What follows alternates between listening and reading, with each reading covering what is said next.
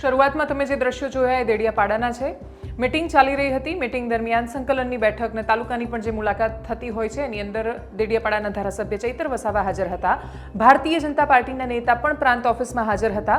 બંને વચ્ચે શરૂઆતમાં બોલાચાલી થઈ, ગ્લાસ ફેંકવામાં આવ્યો, છુટ્ટા હાથની મારામારી સુધી વાત પહોંચી, ફરિયાદ સામસામે કરવામાં આવી. પણ પછી જે રીતે ચૈતર વસાવાની ધરપકડ થઈ, એમના જે કાર્યકર્તાઓ છે એમને જ્યારે જબરદસ્તીથી ચૈતર વસાવાની જીપમાં બેસાડીને પોલીસ લઈ જઈ રહી હતી.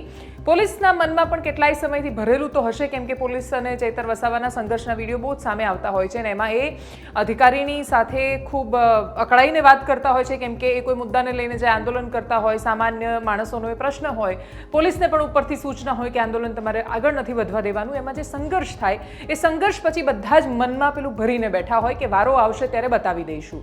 અને કદાચ પોલીસનો વારો આવ્યો છે. ચૈતર વસાવાને પોલીસ લઈ તો ગઈ, પણ એના પછી જે દ્રશ્યો તસવીરો સામે આવી છે દેડિયાપાડામાંથી, ભરેલા અગ્નિ જેવી પરિસ્થિતિ ત્યાંની બજારોમાં જોવા મળી છે. આના પહેલા પણ ચૈતર વસાવાને ખાસો સમય માટે જેલમાં રાખવામાં આવ્યા હતા અને એ જંગલ ખાતાની જમીન ને જંગલ ખાતાના કર્મચારી સાથેના સંઘર્ષનો મામલો હતો. એની અંદર એમને સહાનુભૂતિ મળી, પરંતુ ચૂંટણીમાં એ બહુ ફેરવાઈ ન શકી. લોકસભાની ચૂંટણી પહેલા ખાસા સમય સુધી, મહિનાઓ સુધી જેલમાં રહ્યા. એનો એમને ફાયદો કે નુકસાન કશું જેટલું એ ચૂંટણીમાં ન જોવા મળ્યું. વર્તમાન સ્થિતિમાં ચૈતર વસાવાની થયેલી આ હાલત અને આ પરિસ્થિતિ આવનારા સમયમાં રાજકીય રીતે બહુ બધા પ્રશ્નો લઈને આવવાની છે. હાલ તો નજર કરીએ દ્રશ્યો પર જે દેડિયાપાડાથી સામે આવ્યા છે.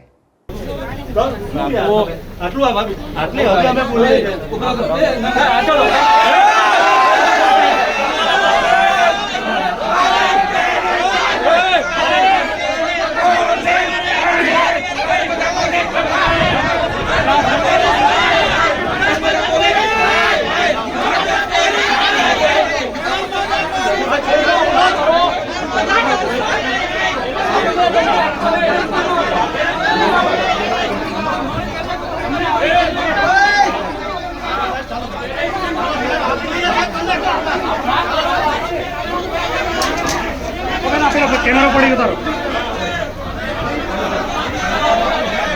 भी महिला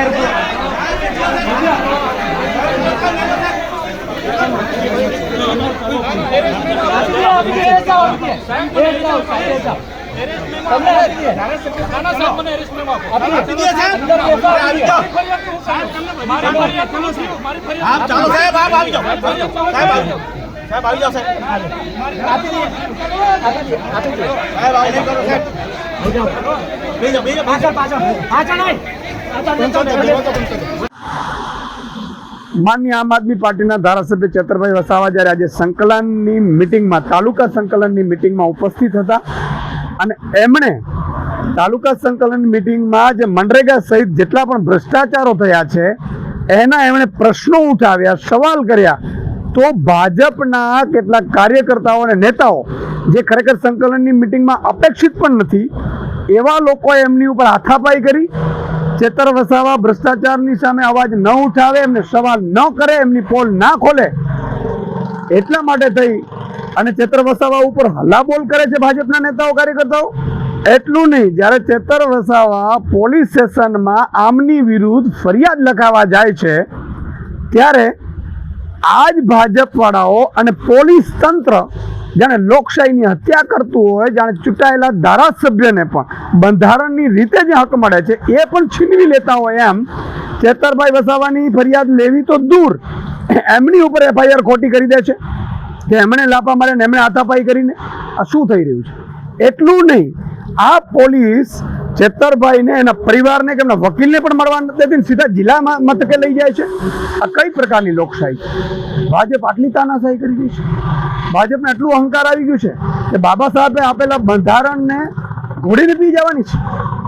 આ ખરેખર આ લોકતંત્ર છે કે ઠોકતંત્ર છે ખબર નથી પડતી. ચૈતરભાઈ વસાવાને અત્યારે મળવા દેવામાં નથી આવતા. ચૈતરભાઈ વસાવાને ક્યાં લઈ ગયા છે કોની સાથે લઈ ગયા છે, એમને વકીલને પણ મળવાની છે. શું ભ્રષ્ટાચાર સામે અવાજ ઉઠાવવો, આ ભાજપવાળાને જે કરોડો રૂપિયા મંત્રીઓના અને એના મળતિયાઓના ખુલ્લા પડે છે ચેતરભાઈ વસાવાએ, તો આ ચેતરભાઈ વસાવા ઉપર તમે એફઆઈઆર કરશો, ખોટી રીતે એફઆઈઆર કરશો, એની લેવાને બદલે એમની એફઆઈઆર એના ઉપર કરશો. આ સદંતર વખોડી કાઢવા લાયક અને લોકતંત્રની હત્યા બરોબર છે. હું ડીજીપીને વિનંતી કરીશ કે બંધારણ રીતે ચાલે અને ચેતરભાઈને તુરંત છોડી દેવામાં આવે. એટલું જ નહીં, ચેતરભાઈએ જે ભાજપના નેતાઓ એમના ઉપર હુમલો કરે છે એમની ઉપર એફઆઈઆર લેવામાં આવે, એમની ઉપર તપાસ કરવામાં આવે અને યોગ્ય કાર્યવાહી કરવામાં આવે. સાથે જે ભ્રષ્ટાચાર થયા છે એ ભ્રષ્ટાચારની પણ યોગ્ય તપાસ થાય. આજે ડેડિયાપાડા સાગબારાના ધારાસભ્ય આદરણીય ચૈતરભાઈ વસાવા સાહેબ અને આજે ડેડિયાપાડા તાલુકાનું એટીવીટીનું આયોજન હતું. તેમાં ડેડિયાપાડાના પ્રમુખશ્રી અને સાગબારાના પ્રમુખશ્રી અને પ્રાંત અધિકારી અને એમએલએ સાહેબ કમિટીમાં એટલા જ જણાવે તે છતાંય આ લોકોએ બીજા ડેડિયાપાડા તાલુકાના 3 નામો અને સાગબારા તાલુકાના 3 નામો અને બંને તાલુકાની 1.5 કરોડ જેટલી ગ્રાન્ટ થાય છે. પણ બીજા બહારના વ્યક્તિઓને જ્યારે ચૈતરભાઈ વસાવાએ વિરોધ કર્યો કે આ કમિટીમાં આ સભ્ય આવે નહીં, પરંતુ એમાં થોડું બોલવાનું થયું અને ઝપાઝપી થઈ. તેમાં ચૈતરભાઈ વસાવા સાહેબને અત્યારે ચૈતરભાઈ ફરિયાદ આપવા આવ્યા અને ત્યાંથી અત્યારે પોલીસ સ્ટેશનથી બહાર નીકળવા નથી દેતા. હજુ સામેની પાર્ટીએ ફરિયાદ હજુ આપી નથી, પરંતુ આ નર્મદા જિલ્લાની પોલીસ જે તાનાશાહી પોલીસ અત્યારે એમનું રૂપરંગ દેખાડવાનું ચાલુ કર્યું છે. એના માટે અમે કાર્યકરો સૌ ભેગા થયેલા છે અને સમાજને પણ આહવાન કરીએ છીએ કે દરેક વ્યક્તિઓ આગેવાનો ડેડિયાપાડા પહોંચે.